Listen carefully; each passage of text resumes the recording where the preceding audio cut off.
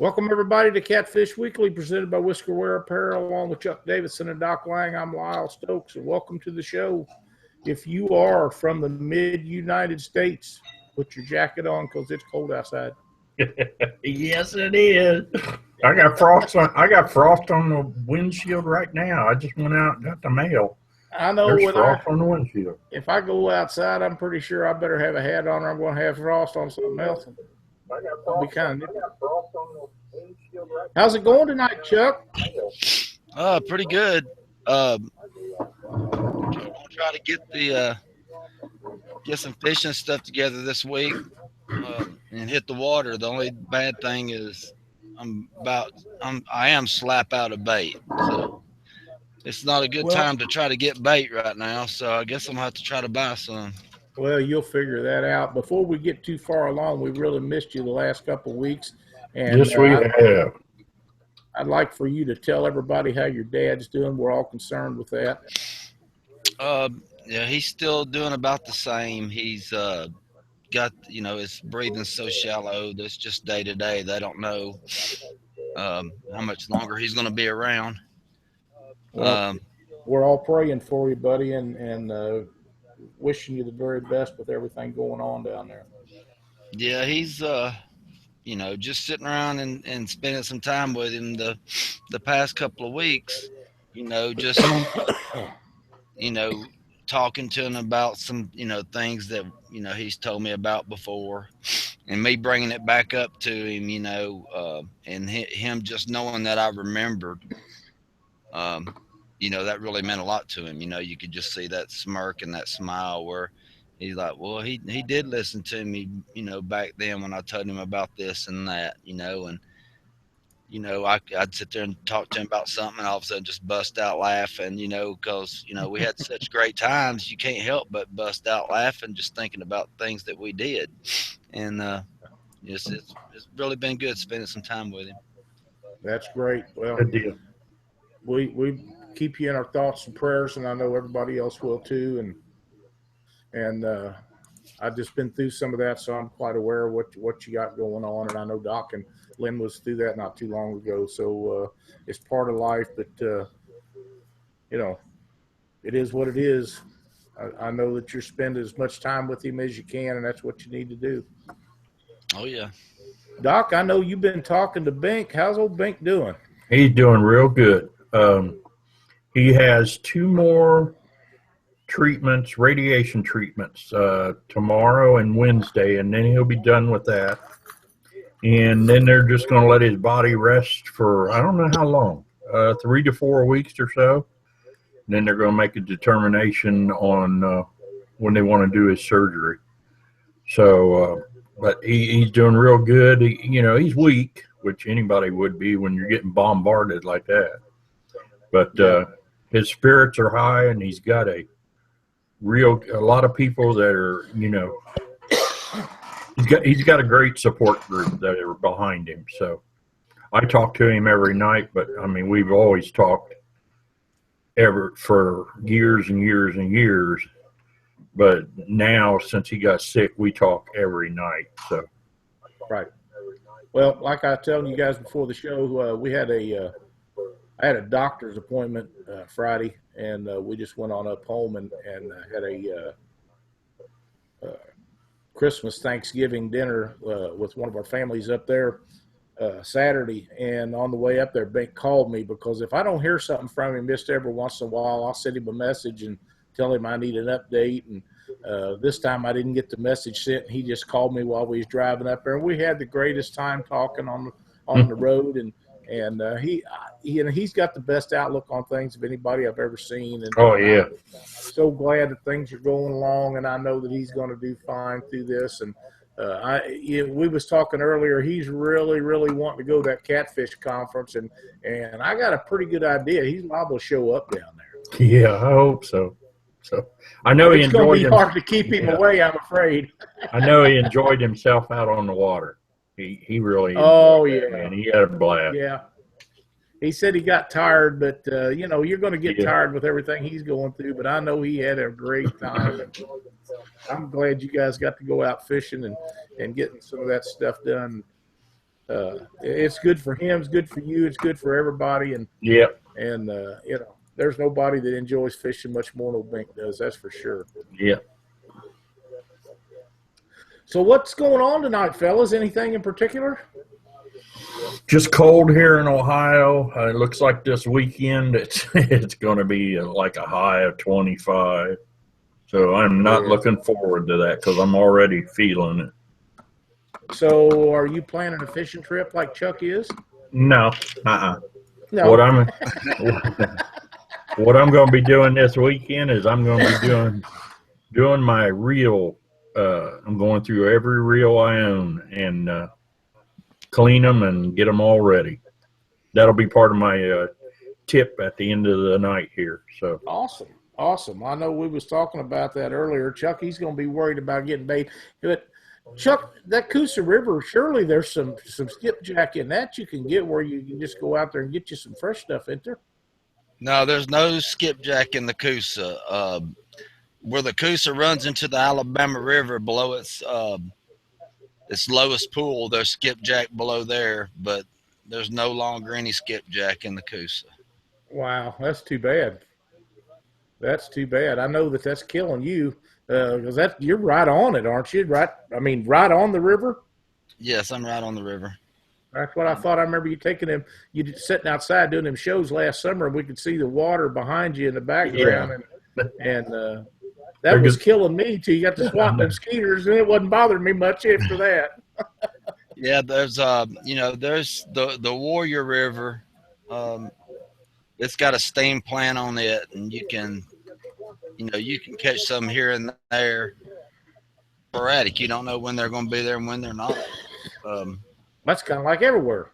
It is. It's so you wherever you go, you don't know if you're going to get them or be on them. But most of the time it's always yesterday or tomorrow. So that's the right time anyway. And not the first. Oh man, that's awesome. Well, I don't know about where you're at down there, and I don't know too much about where Doc's at, but where I'm at right now, we're on the shad bite, and it's not that you can't catch stuff on skipjack because you can, but right now in the wintertime for us, usually shad is our main bait. Go-to bait, and especially on lakes and stuff, but on the rivers too, if you can find it. Now, I did read some posts where Jason Mathena and some of the guys, Ryan Casey even, having a hard time finding shad, and that's the winter bait of choice most all the time. But these Asian carp eat the same stuff that the shad do, and they push the shad out, and the shad population in our rivers and stuff has depleted terribly in the last several years. And if you get any or find any, you better not overdo it because there won't be none the next time you go back because they're just not there anymore like they used to be. Wow, I was wondering about that. I'd seen that post and I was kind of surprised because here in Ohio, boy, they're just everywhere. You throw the cast net up, and you're gonna need somebody to help you drag them in.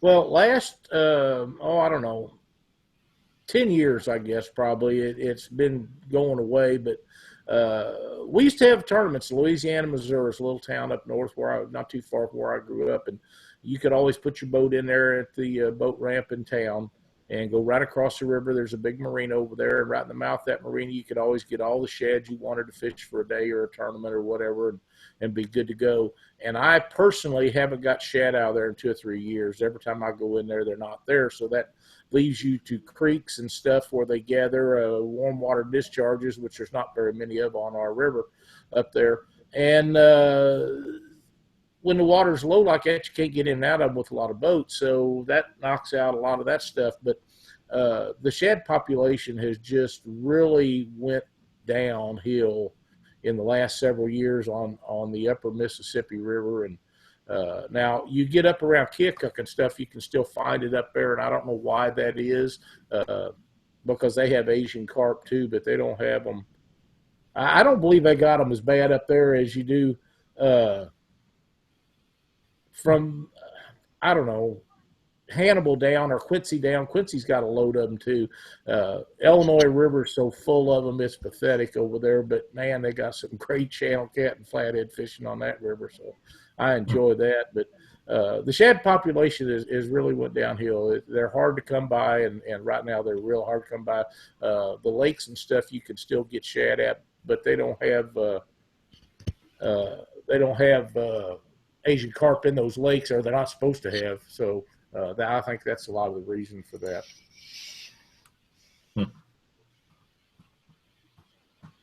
Yeah, I know. Well, the water temperature on the river right now is 45 degrees.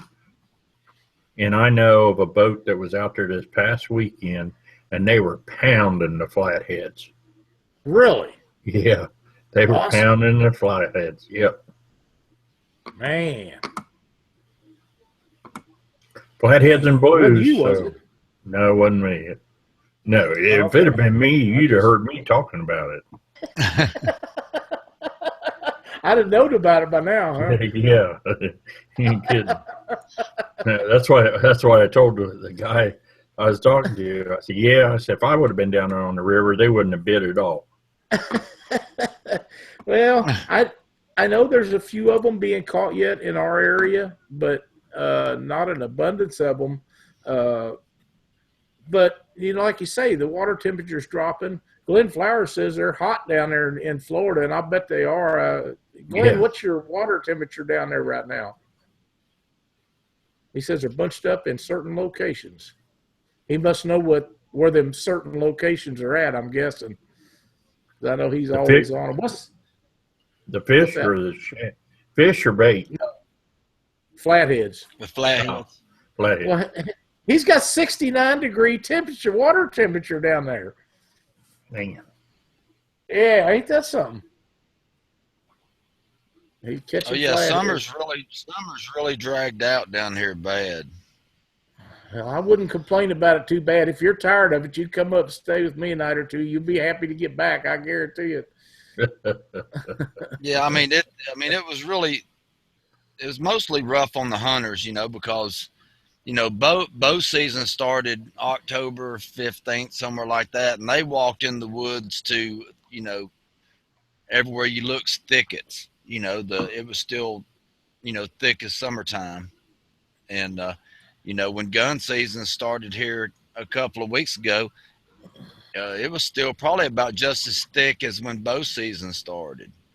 So, that can be a little dangerous too. Even wearing orange and stuff, it's hard to see through all that stuff. Mm-hmm. And half these guys, if they hear the leaves rattle, they shoot.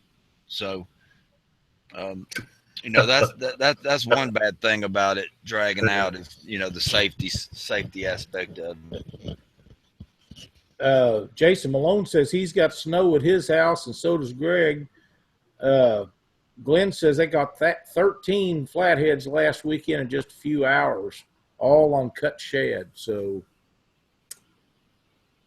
wish I was down there with him. Really do. That'd be hard to take a couple hours to go out and catch 13 real nice flatheads. I've seen the pictures of Glenn flatheads, and they're pretty nice usually. Yeah. They're not all giants, but I'd be happy to have any of them today in this 30-degree temperature. So it is what it is, but still a good time. He's got down there catching them, and we get to talk about it. So I guess that'll work out. Anything happening over in Ohio that you need to go over, Doc? No, it's no, there's nothing going on. Not that I know of right now. Okay. All right. I spent the day out in the barn with Daniel, my partner, and we put a new Lowrance Elite 7-inch touch on his boat. Man, that is a nice unit. Real nice Lowrance. It's set up almost identical. It just looks like a little mini me of my 12-inch. Except he's got chirp and he's got Wi-Fi on that thing, and it's got everything. It's next thing I know, I'm going to be out there on the water in his boat, and I can order a cheeseburger and fries, and just go have it flown in with that You know, Nice unit. the way these things are going and the technology that keeps coming up, I'm thinking that it's just going to be more and more. You can charge your phone on some of them now, I understand, and all the different stuff, and there's no telling where this is going to end up. Yeah. It's just really going to get wild. I just got a message from Jason Mathena, said he spent 9 hours looking for shad within a 50-mile radius of Alton and ended up with 24 6-inch shad. Man, and that's from the bank too. Boy, that's unreal. Right. Yeah. Now, Jason Mathena usually can find bait without too much trouble. They got a couple of lakes over there by him, and usually him and Dwayne can get on bait pretty good, but to drive around a 50-mile radius of Alton and come up with 24 6-inch shad is sledding, I think. Yeah. Rob Ellis just posted on YouTube. It says, we caught several flatheads and a couple of blue cats at the confluence of the canal and the Ohio at Gallipolis, and it was 45-degree river temp here also. Caught on cut shad. That must be the happening stuff right now for them flatheads and blues too. But man, them guys talking about catching flatheads in 45-degree water. I mean, that's amazing to me. Yeah, yeah. I've never caught any water that cold. Usually that, generally in the fall, I don't get them at 45 degrees. In the spring, I'll get them at 45. But, I mean, generally at 45 degrees in the fall, they're just pretty much shut down. But guess not this year. Evidently not. Well, hey, I'm happy for them guys. I wish it was me doing it. Wish it was me. And one of these days, Glenn, don't you worry. One of these days I'll make it down there. I got two uncles that are retired down there in Florida someplace, Frostproof or somewhere. And but if I get that close to you, we're going fishing, buddy. I'm going to tell you that right now. That's just catching them flatheads all the time. That's the king of cats right there. They're just bad to the bone. I love catching blues, but man, I cut my teeth on flatheads, and that's. We fish so many tournaments and stuff, and to win tournaments in our area, you got to catch blues unless you're in just like up above the Keokuk Dam where it's specifically channel cat and flatheads, and then you're going after the channel cats, the big channel cats, and hope you trip on a flathead. Yeah. Nobody rarely catches flatheads in tournaments of any size. Now, it's been several years ago, and boys from over in Illinois come over on the Mississippi and fished a tournament with us, and they caught a 49, almost 50-pound flathead. And but they was fishing for blues and got it, but it doesn't matter. It was a giant, man. It was a really nice fish, and they won the tournament and big fish that day. Yeah. Glenn says he agrees blues do win the money, and for most times, in our area for sure. But something like them guys did when you hit that big flathead, it really works out really good. And Scott Manning just joined the chat, and he said that the blues are on fire there too. So everybody's catching fish, but me and you, Doc, me and you and Chuck, and that's because we're not going. Well, it'll be too cold out there this weekend for me. Yeah, I don't think I'm going to be going. What I tell you, I'll go 22 for a high Thursday or Friday or something like that. Yeah, and we're talking 25 here Friday, Saturday, and Sunday. Might know that's my weekend off, and I could have gone fishing, but I'll stay in and clean reels, get them done. I hear you. I understand. Well, boys, I've got a little project that I've been telling you about, and I've been working on this for probably 3 months, and I've been asking a lot of people and getting advice and ideas from other guys, and what we've decided to do is to put on a national championship for anybody and everybody in the United States. And to be involved with it, all you have to do is get a tournament director that you fish their tournaments to get a hold of us and enter their club or their tournament in this deal, and it costs them $100, and the top 5 teams from that tournament will qualify for the national championship. Now, this national championship will either be held the last part of April or the first part of May in 2018. So you have the whole 2017 fishing season to qualify. And, you know, the minute it went up, we started getting people wanting to sign up for this. And the very first one out of the bunch was Glenn Orr out of Potomac River. He wanted his guys involved with it. And, man, it just snowballed from then. And we got a bunch of guys. A lot of the clubs and tournaments and stuff we don't have posted yet, and there'll be a lot more of them to come. But the tournament this tournament we're working on right now thank you, Scott. I appreciate that. And there's Scott Manning just come on and said he'd be glad to help out as a sponsor. And you know, we've already had 2 or 3 guys jump on like that. And that's outstanding, man. Anybody that wants to catch good fish could go on one of these trips. And I assume that you're talking about a guide trip, Scott, and that would be outstanding because I know you guys have really been laying them out down there. But the tournament entry fee for the teams, each team that qualifies can pay for a tournament entry, and it'll be $300. And that $300 will be put into a fund for the payout, which will pay out 100% of all the entry fees. And that does not include sponsorship money or prizes that are donated by sponsors. That will be above and beyond. We're going to pay 10 places, so if you get a check, it'll be a big check. This thing had just snowballed in the last few days. People wanting in. We get messages and emails and calls and different things, and everybody's wanting to get involved with it, and it's very simple. The rules will be the rules, the same as what Alex has on Twisted Cat Outdoors. We're looking for a place right now that is big enough to hold this event, and we're looking at a place in St. Louis. We're looking at a place at Lake the Ozarks. It may not be there the year after that. We may go to Wheeler Lake. We may go down to see Scott Manning if he's got a boat ramp down there. But the thing we're having to look for is you got to have a big enough boat ramp that will hold all the boats you need. You got to have a place that has motels to accommodate everybody we need to accommodate. We got to have places to eat. We got to have everything that we need, and finding the right place is what we're working on now. We're working in a couple places, and we'll get that.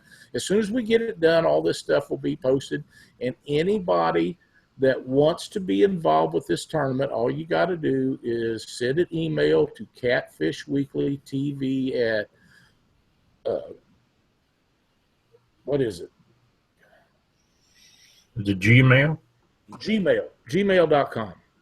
And ta-da! Yeah. It's been a long day.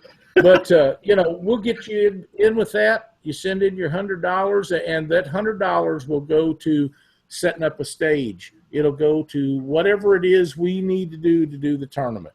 I got a message this morning from Josh Vanover. He's going to qualify 2 tournaments of his. He's going to do the Bruce Midkiff tournament, and he's going to do the cancer tournament that they do for cancer research down there. So he's going to pay $200, and he'll be able to qualify 10 teams with his tournament series this year. Another guy had contacted me. Vince Nadowski had talked to me about doing the shootout and his year-end tournament. Again, he'll be able to qualify 10 teams throughout the year over there. And he has something else working on that, and I'm not going to get into that now to make sure that he gets it all put away, but Vince is going to try to help guys get to the tournament and fish this thing. This is going to be a huge tournament. It's going to be a big payout tournament. We're going to have it in the spring of the year because we've already got so many tournaments at the fall that we don't want to step on anybody's toes, and we don't want to make so many of them that everybody can't make all the tournaments. So we'll do ours in the spring.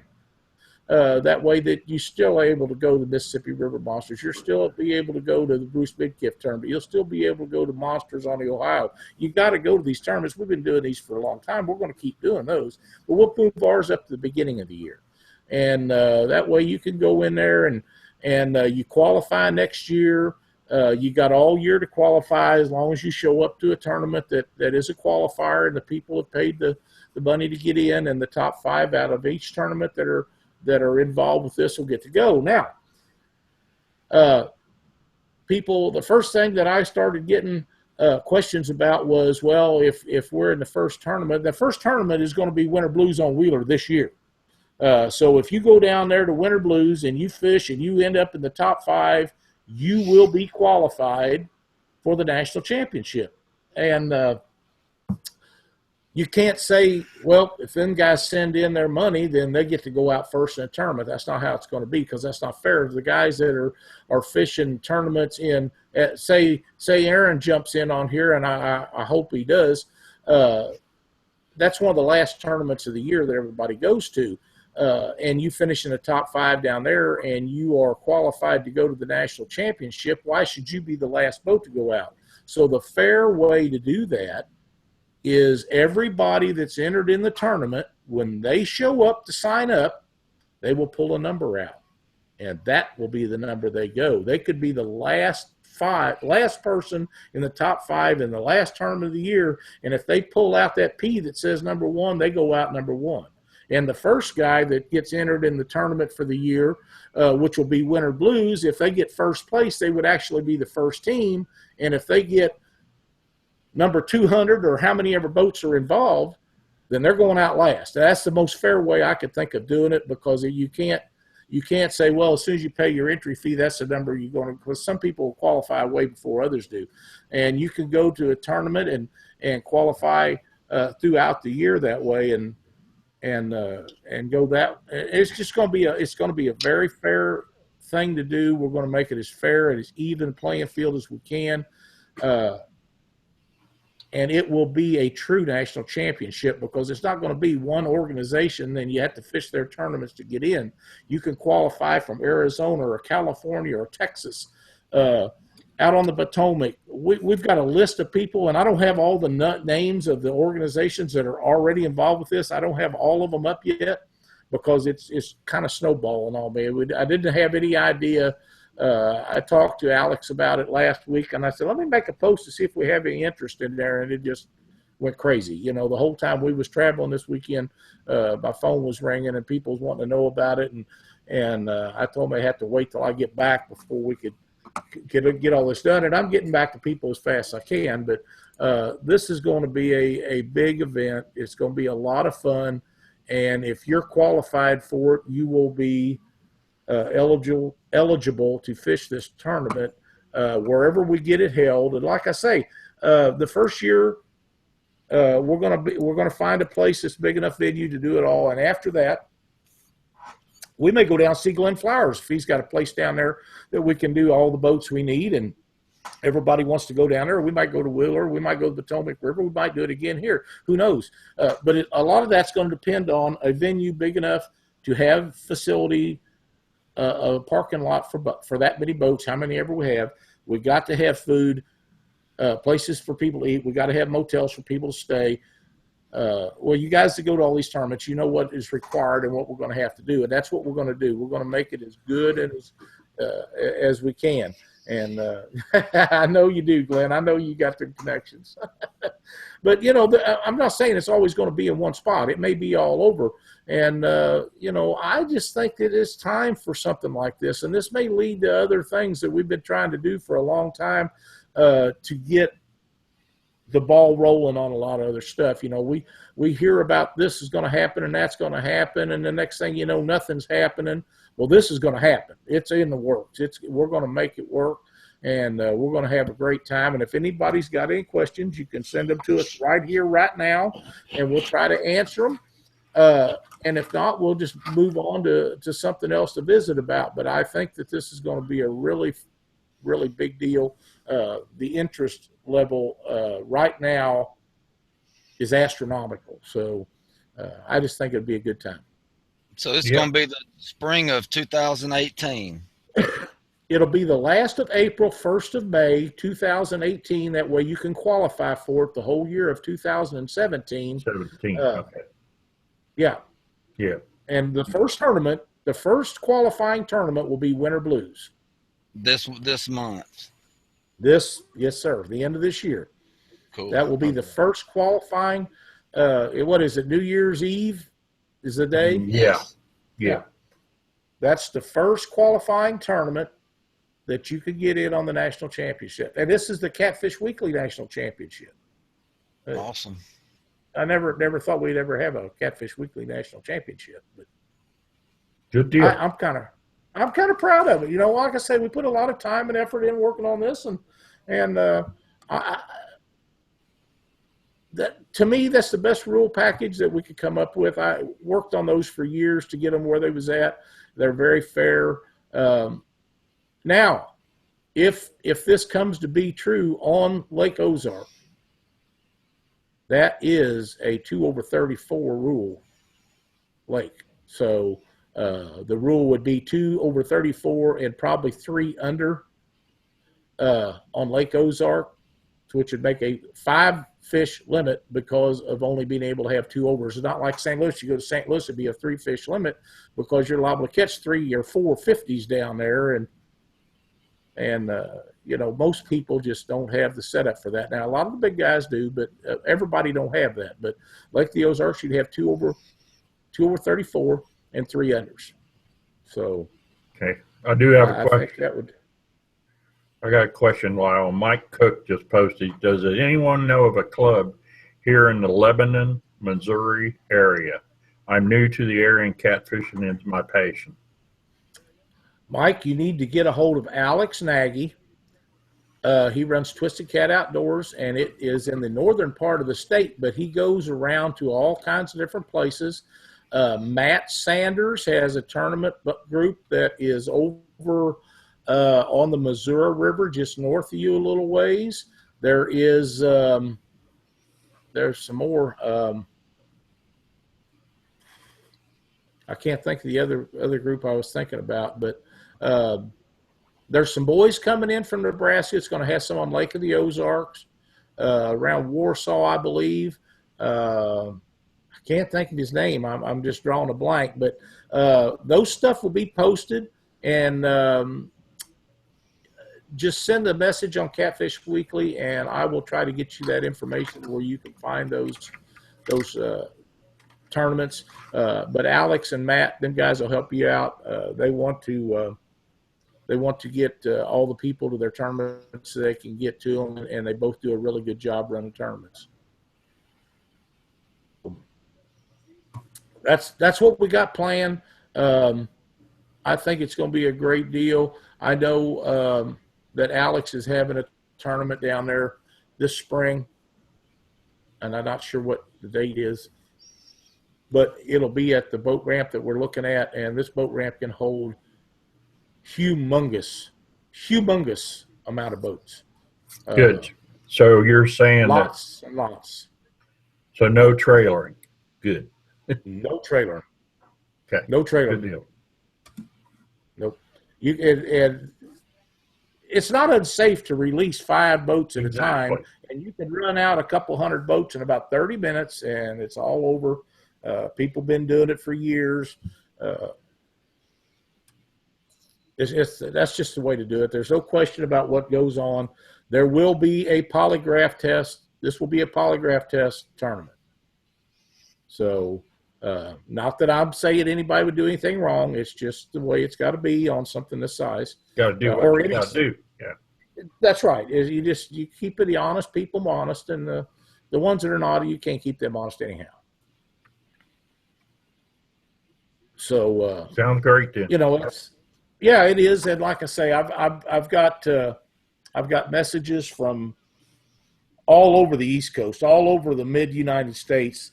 Way down south has sent me a bunch of. Well, Winter Blues is already in it. I've been talking with a couple of guys out west, and I'm sure that they're going to go. I think it'd be outstanding if we could get the Arizona boys, some of them, to qualify and show up here. Some of the guys out in California, they have fishing tournaments out there. Get this thing, make it rock, and paying out the top 10 places at a $300 entry fee when you're paying out 100%, not including any sponsorship prizes or money. This is going to be a big payout tournament. Yeah. Jerry Dillard says Texas wants to get in on it. I'm sure they do. And Jerry just had a tournament over the weekend. They had a really good time down there and a big turnout, lots of prizes and stuff. So they done really well down there. So Glenn says he just got his catfish tournament club going, and he said it's going really rapidly. So they host one almost every month. So that'll be great. We look forward to getting you guys involved with this too, and get some of them Florida boys up here to fish on some different water. But, like I say, we worked on this for 2 or 3 months and trying to get everything lined up to do it to make it as quality as we possibly can. And I think we've succeeded in that. I think it'll be a really good time. And I really would love to have it down in St. Louis. But the thing that's got me about the Mississippi and the Missouri River in the spring is you don't know whether there's going to be a flood. You don't know how bad it'll be, when it's going to be.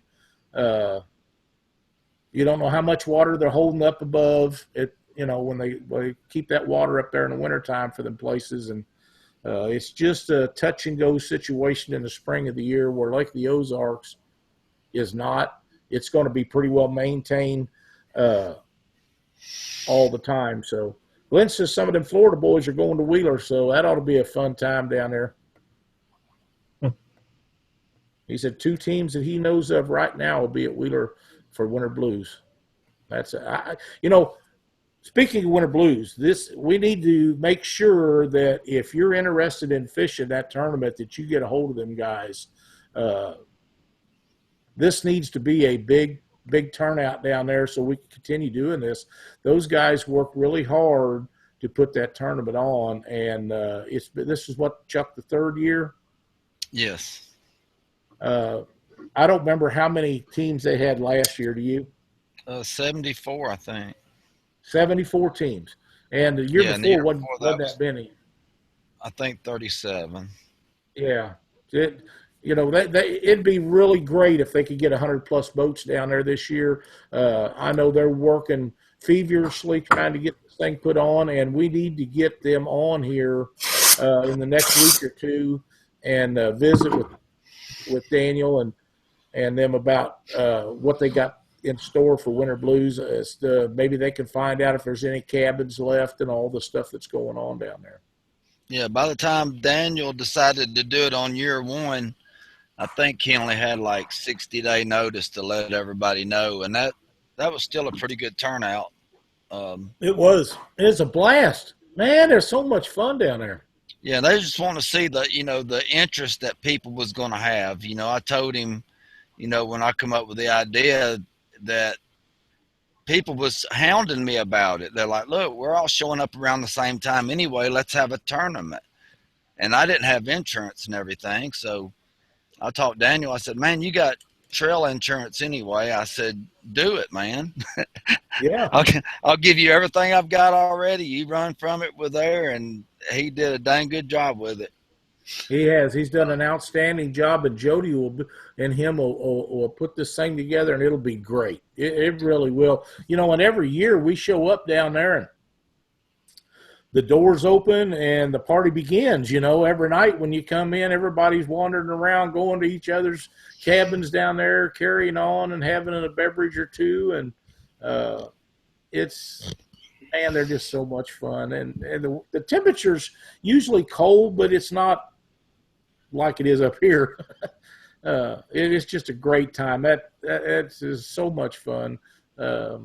We had a grandson born the first Winter Blues we went to, and we stopped by the hospital, checked out the grandson, and took off for Wheeler.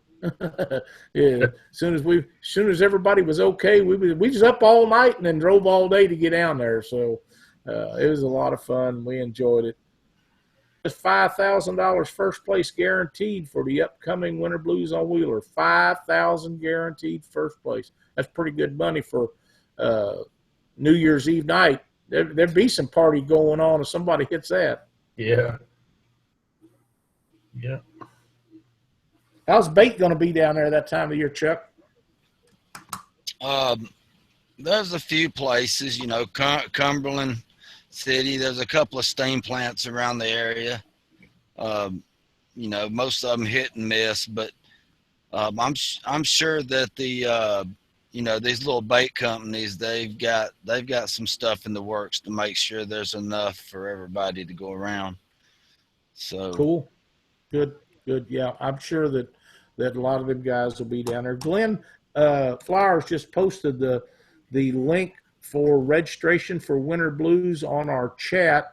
Glenn, if you wouldn't mind, I can't get that copied right now. Would you mind putting that on the Catfish Weekly Facebook page? That'd be awesome if you wouldn't mind doing that. Everybody can get it off there and get entered in that. I know them guys would appreciate it, and I promise you, you'll have a blast down there at that tournament. It's just going to be so much fun. And, you know, this time of year, that's probably one of the best places to catch a good fish in the wintertime, isn't it, fellas? Oh, yeah. Probably the best place in the country. It or Wilson. But I think you have to – I don't know if they're going to open up Wilson for that tournament or not, are they? I'm not sure this year. I don't know, but we'll get Jody and them on here, and I need to get a hold of them because I talked to him the other day and talked about getting them on the show, and he wanted to get them both together. And I think that that would be good, but we need to get to jumping on that, and we're going to have Heath Malone on here next week, guys, and we're going to be talking about Christmas gifts for the catfishermen. And I know Heath's got a list, and I got a few things wrote down. I know Chuck and Doc both do too. But if we can split that up, maybe whatever we can get both of them on here. We need to get them on here so we can get this Winter Blues on Wheelers promoted correctly and try to help them with it all we can. Okay, Glenn, that'd be great. I think that Glenn seems to think that they got quite a few of them entered, but I didn't think that they had near that many, but maybe they do. Do you happen to know, Chuck? Last time I heard was 25, but that was like the middle of the month, the middle of November. I'm not sure how many people signed up since then. Yeah, I don't know. I know there was more than that when I talked to him the other day, but I don't remember the number. But and why it's so important is for sponsors, them local companies down there, they need to see a return on what they're kicking out for having all these fishermen down there. And I know that them places to eat, they like to see us. The cabin people, the motels, they all like to see us. And that Shell gas station up there on the corner, that thing goes crazy when we show up down there. Yeah, the 16th of November, they hit the 25 entry mark and had the 25 free skipjack giveaway from Big Bait Company. So okay. I haven't seen any updates from then. Okay, well, Glenn's looking to see if he can find it. I don't know. He surely will.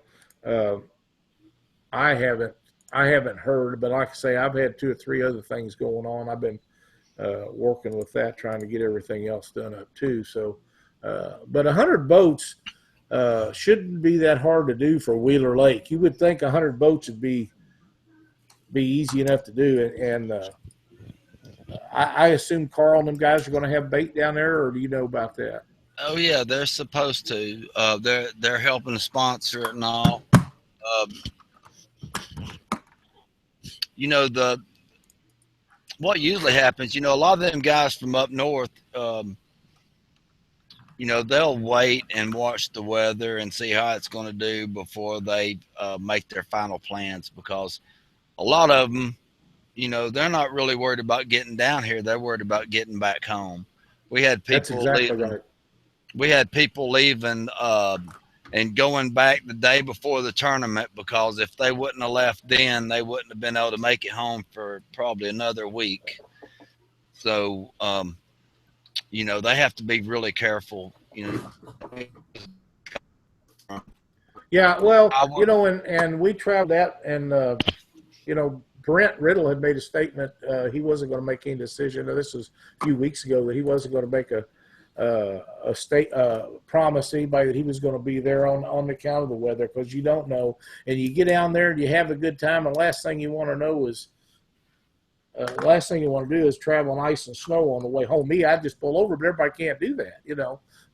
People got to go to work and do different things, and if you can't do it, you can't do it. But it's better to pull over and stay overnight someplace till the roads get cleaned off than it is to get down. Now, last year or year before, we was down there, and it was a monsoon all the way back. It just poured and rained. Unbelievable. But the worst part's getting down into like Alabama and stuff, where we really don't have the winter equipment to clear roads, and that's where you can get in trouble too. Getting down in areas like this that don't have the means to get the roads travelable, and you just have to wait it out. Right, exactly. When you have a winter storm down here, it's usually not snow; it's ice, and that's the worst thing to deal with. So I'm assuming they have stockpiles of some kind of salt or something to put on the roads down there. Yeah, the main roads and bridges, they do, and they concentrate on those. But it's hard for them to get them all ready. If there's big hills and stuff like that, the back highways and stuff that have big long hills and stuff, they usually just shut them down and just make them impassable. Yeah. But you're not going to stay with it. It's not going to stay on them roads down there very long. No. When you're getting from Rogersville from the interstate, you usually got it whooped, but interstate's the hard part. Yeah. Hey, Doc, Glenn wants to know if are you maintaining the YouTube chat tonight? Yep. Okay. He just asked if we was reading from the YouTube of Catfish. I'm personally on the Catfish Weekly chat, Glenn. Doc usually watches the other, and Chuck, he watches everything. But he's just that good. Yep, that's what I'm looking. Well, Jason Mathena just posted. He said, last year, Mom and I caught all our fish during pre-fishing for winter blues on shad. That 92-pounder was caught on shad. That was a pig. That's the biggest fish that's been caught on a 10-foot rod that I ever built. That 92. It was a giant. It was a giant. Hey, the meal they had down there last year was pretty good too. Where was that at? Was that at a church we was at? Yes. Man, they had some grub down there. Of course, I like to eat, so it was really, really good. About that, I mean, that's a fun place to go. A lot of good time down there. Being over New Year's Eve, everybody's going to be party down after the tournament. I mean, I don't know how you could have a better time. Plus, you're on big fish waters.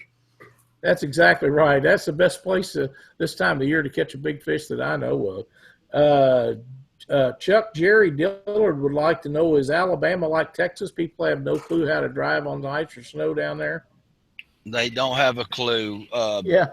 See it once a year? Yeah, they really can't drive in the rain either. Yeah.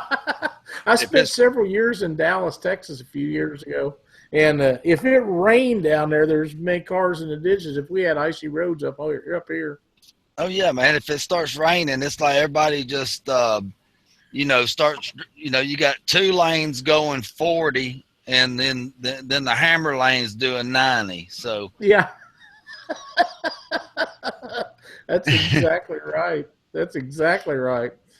And on the outside chance when we was in Dallas, on the outside chance that you get a skiff of snow or just a little covering of ice someplace, most of them stayed home. They didn't even get out on them roads down there. They was afraid of it.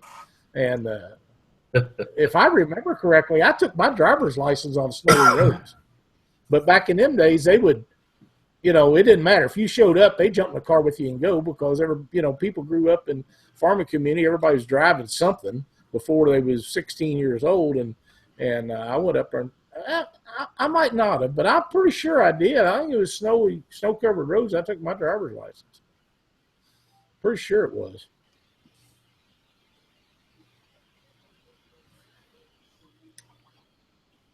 Yeah, I've gone fishing on a few ice-covered ramps and that kind of stuff.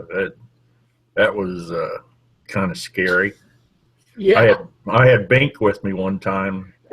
He said, well, he was backing my truck up and it was sliding down the ramp. And I told him, I said, well, don't worry about it. When it hits the water, it'll stop. That's right. There's no ice under the water. But we ended up waiting until it warmed up a little bit, and we threw some rock salt on it. He felt a lot more comfortable backing it down. I just wanted to get on the water. Yeah. Jerry says that down there in Texas, if there's a chance of snow or ice, they cancel the schools everywhere down there. Wow, that's unreal. Oh, man. When I was in school, of course, that's been a long time ago, if there was a basketball game, it didn't matter how bad the snow or ice was, you was going to school. Yeah. Because they couldn't cancel that basketball game, and that was the biggest thing going on in that little old town I grew up in them days, and they was not going to cancel a basketball game. They just wasn't going to do it. So if it was over your head, you was still going to school so they could have that basketball game. Yeah, the only time school got canceled when I was a youngster was when the furnace didn't work. Yeah.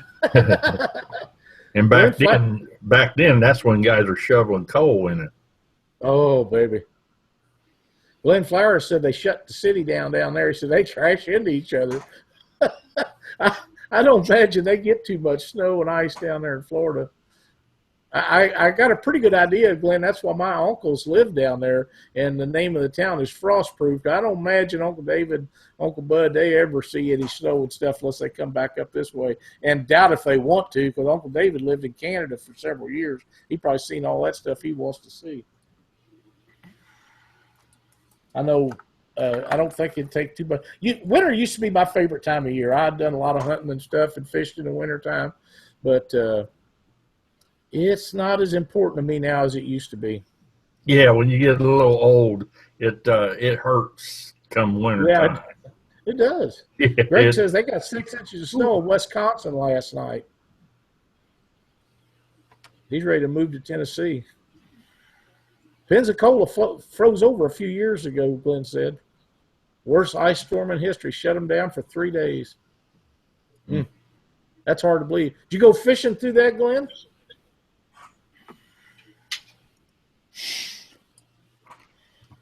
He probably did. I don't think much slows him down. No, that boat he's got, he can fish in anything in that tank. He said, hell no, he didn't go fishing. That'll quack man. That'll quack will take it, Glenn. You don't have to worry about it. You're not going to hurt that boat. Them babies are tough. It is, man. That's a nice boat. They are. They're dandies. They are dandies. He says he's got a picture of the boat frozen solid. I think I remember seeing that, actually. He posted a picture of that a couple of years ago. Icicles hanging off of it. I've seen that happen a time or two. Yeah, I remember going down the Cumberland River one year, and we were there at the steam plant. I took the boat down and woke up the next morning. There was 6 inches of snow in the boat. I had to get the shovel out and shovel snow out just to go fishing. Speaking of that, I seen a picture today online of your grandsons with some really nice deer. Yep. Those guys, they went 3 for 3 this year. So that's bad. Yeah, I saw that. I haven't even had a chance to talk to Larry. Larry got a 12 point, and I think Josh got an 8, and Greg got an 8. Man, that's So outstanding. they did pretty good. Heck yeah. And we talked about this not too long back, but old Josh has really gotten to be a big guy. That boy yeah. I wouldn't want him kicking me upside the head like he did you that time down there at Cumberland City. You all would have been going to my funeral. He's really grown up. Yeah, he he's was a big 8? boy now. Yeah, he was 8 years 8 old then? then. Yeah. Doesn't seem possible. Was he 16 now? No, he's 15. 7 years ago, I guess. Man, he's really got to be a big guy. Yeah, he's big. He is big. They got some nice deer. I was real happy for them guys. Yeah. He walks over here at the house, and I got to look up at him. Oh, man. He's a big tower. Well, he done really good in the farm show this past summer. I know that was really cool too. Yeah, he looked standing there holding the goats and all that. You saw this big tall kid out there, and everybody else all the kids were the same size, but he towered over everybody. Oh man, yeah, he's a big guy. Well, the one thing about it, he's big enough now. When you catch some giant fish, you can take him along just to rip them over the side of the boat for you. Yeah, there you go. He'd probably pick them up, use them for weights, just lifting them just to make sure everything's okay. Yeah, curl and okay, Grandpa, that's a 60-pounder. So. Greg said they got one deer up there amongst 15 guys this year. That's not a real high percentage. So they saw mostly wolves. You can keep them up there, buddy. We don't need them down here. Wow. Yeah. Don't need none of that down here. Chuck, what do you got for closing statements for this evening? I don't have anything this week. Nothing this week. No. All right. Glenn says they got a few catfish rod companies coming for 2017. It's going to be huge. One thing I want to mention before I forget it, because I am about remembering stuff. 2017 Catfish Conference coming up in February. You guys, if you don't have your tickets, if you haven't made arrangements, you need to get on that. This is going to be a big deal. Last year was a blast. We're going to be doing live shows at the 2017 Catfish Conference. You can get online and find out all the information about that. Be lots of vendors down there. There's going to be lots of seminars. Our own Doc Lang is going to be doing a seminar down there. Doc, can you tell us what that's going to be all about? On the Lowrance depth finders. Yep. I'm going to go through. I've got a PowerPoint display that's going to have a lot of information. I'm going to try to give as many tips and little tricks that I've done through 22 years of using these things. Hopefully, everybody will enjoy my presentation. I'm sure they will. I know I kind of cheated the guys with the conference, had you in the boat with me a couple of times and learned a great deal. So I know that it will be very beneficial to people that have Lowrances, especially ones that are not familiar with them. And even the ones that are is liable to pick up a few things that they don't know about. Well, and a lot of the stuff that I'm going to give, you can use it on a Garmin, a Humminbird. They're all about the same. They just all kind of use a different method of doing things. Mm-hmm. That's exactly right. Same thing can be used on them also. That's good. A lot of you're talking about settings and different things. Yeah. So make sure that if you haven't made arrangements to go to that, make sure that you get signed up and get ready to go. Like I say, it's going to be a great time. There are going to be boats and rods and reels, and we're going to be down there. There'll be, if it has to do with catfishing, it will be at that Catfish Conference. Yep, Catfish Weekly is going to be there. We're going to be interviewing people. If you want to get in there and talk to us, just jump right in there. Absolutely. We'll have probably Cindy set up there with a list, and we'll take them in order as they sign up and get them in and get them out. We'll try to do as many of the big guys that will have anything to do with us. Last year we had Daryl and Jason, and I can't remember all the guys we had. It was a lot. We had a bunch. At the We had Mississippi Larry. Monsters, yeah. No, last year at the Catfish Conference, we had Larry Oh, Muse. yeah, that's right. We had a bunch of them. We tried to get you and Lynn to go in there, and for some reason we just couldn't hit a lick. But Every time I come in, you guys are taking a break every time I come back there. we didn't take very many, did we, Chuck? No, I know. No. Wow.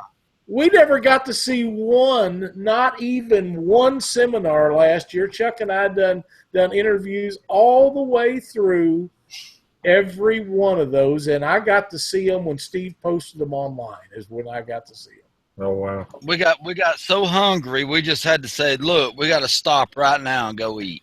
That's right. Because if we don't, yeah, we had to. And that was what, 2 o'clock, I think? Oh, 1:30, yeah. 2 o'clock? But it was so much fun.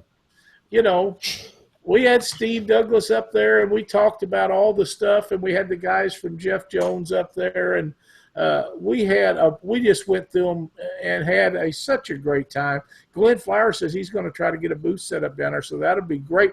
He can come up there, and we'll sit down with Glenn, and Janet and them may not tell us how to catch them flatheads, but we'll weasel it out of old Glenn Flowers. He's pretty user friendly. Glenn was on the show sometime back, and he was really good guest. So we'll get him on down there. We'll have a really good time with him down there, and everybody else is. He's sending us messages back and forth on the chat, but it is a lot of fun down there, and it'll be a lot of fun again.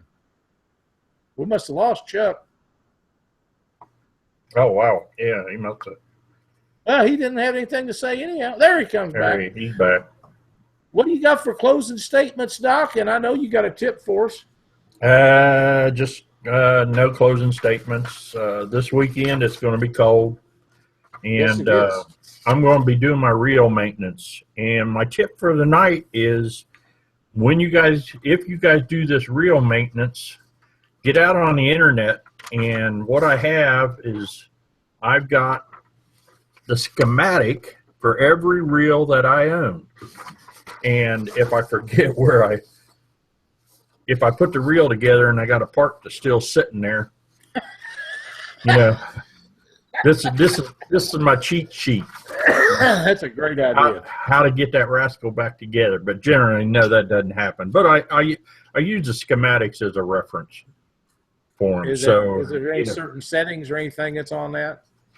No, it just tells you what washers go where. Generally, everybody, when they go to put the washers together for the drag, they always mess there's a certain way that they go.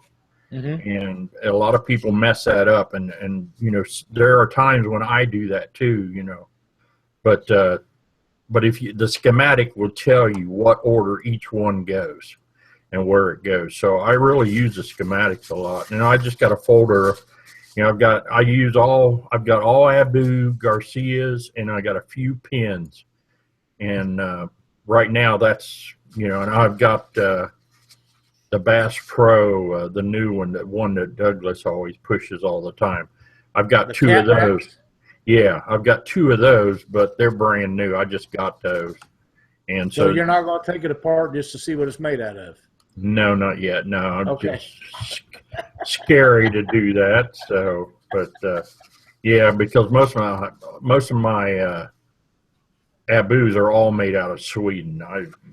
They're all Swedish because, I hate to say this, but most of my reels are 15 to 20 years old, and I just keep at it, and I enjoy tearing them apart, and I got to get parts and rebuild them back up. But they're workhorses, so they're built to last. And as long as you buy parts for them, you might as well get your money's worth. Our Boo Garcia is not making any money off of this guy because I keep mine going. Have you read about the HT drag washers in the Penn Fathoms? Yeah, I've seen those. Yeah, those. Yeah. Yeah, and how you rearrange them for different ranges and stuff like that. If you want to set world-class records for certain weight lines, and you can rearrange them to where you have a larger span within a certain drag range, so Yeah. you can fine tune. Yeah, that's wild, man. I was reading about it. I'm leaving mine just like they are. It's fine for what I'm doing. I'm not going to try nothing else with them things. Yeah. Yeah. Well, the biggest thing, on the reels when you get to put them back together is just to make sure that drag is setting smooth. If you go pull that line out and it's chucking, then you've done something wrong with it. You've got something where it's not supposed to be. It ought to come off of there real nice and smooth with I call it chucking when you feel it doing.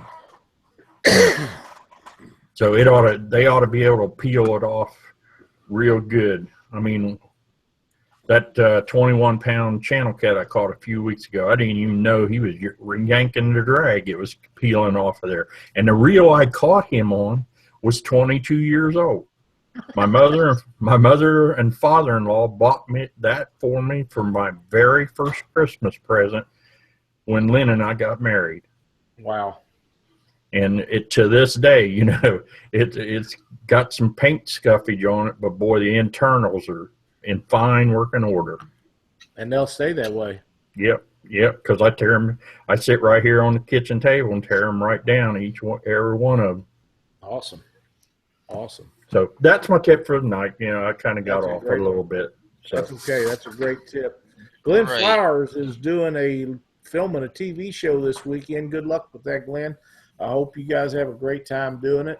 I do have a little thing here from Jerry Dillard. The results from the Syntex Classic on Lake Whitney this past weekend. First place, Mike Wilcox and James Tucker, 74.78 pounds, $2,310, and Big Fish of 27.30 pounds for an additional $250.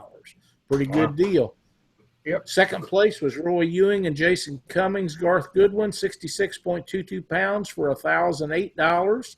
Third place was Randy Miller and Johnny Ward, 56.54 pounds for $420. With day two Big Fish of 15.40 pounds, an additional $250. Fourth place, Mike Houston and Larry Johnson, 52.58 pounds, paid $252. Fifth place, Jerry Hyland and Gary Hyland, 52.36 pounds, $167. Those are pretty close weights on some of them. Mm-hmm. Roy Ewan and Jason Cummings, Garth Brooks won Team of the Year in the points race. That tournament. That's a great turnout for a December tournament. I don't care what state you're in. That's just really cool. Thank you, Jerry, for sending me that information so we could pass it along to everybody. Winter Blues on Wheeler. Get signed up. Get a hold of Jody Harrison. Get a hold of come on now. Help me out, Chuck. Daniel Parsons. And, man, I'm struggling tonight. Get signed up. This is a great time. It's a great tournament. You guys will have so much fun down here. You can't have that much fun catfishing in the winter unless you're down at Wheeler Blues. You just can't do it. I know the Iowa boys are going to be there. There's a bunch of them guys going down there. I'm pretty sure that Johnny Coleman and Phil Brown, Josh Mays, Troy Hansen, if them boys from Iowa can go down there, there's a lot of other guys can go down there because they got snow. They already got snow, and they're like Greg up there in Wisconsin. They've already got snow, and they're talking about it every day. And them guys are going to be down there. It'll be a lot of fun. If you're real nice, you might ask Troy if he can teach you how to call catfish. He knows how to do it. Nobody can call catfish like Troy Hansen. I promise you. Phil Brown will be down there, man. It's going to be a good time. That is cold. Well, now Troy will share his black velvet with me, and I will share mine with him. And we sat around there and had a really good time last year. And boys from Indiana come over there, and most of the people in our cabin went to bed, but the door was open and everybody was running in and out. And Janet and Bink and Jason and Vicky was down there, and it's just, I can't thank everybody. We just had a really good time, and it's the most fun you can have catfishing on New Year's Eve. I promise you. You won't find a better bunch of people to be around. So make sure that you show up down there. Don't forget the 2017 Catfish Conference. I think that'll do it for tonight. If you guys have any questions, send us a message to catfishweeklytv@gmail.com. We'll be glad to help you out with any of the stuff for the upcoming national championship. We are going to put this together. It's going to happen. So if you are fishing a tournament or tournament series that is a qualifier, awesome, finish in the top 5, and we'll look forward to seeing you. If your group or organization is not entered on it, be sure to tell them to get involved with this because you want to fish that tournament. It's going to be a big deal. Thanks a lot for watching Catfish Weekly. We'll see you next Monday night with Heath Malone. See you guys.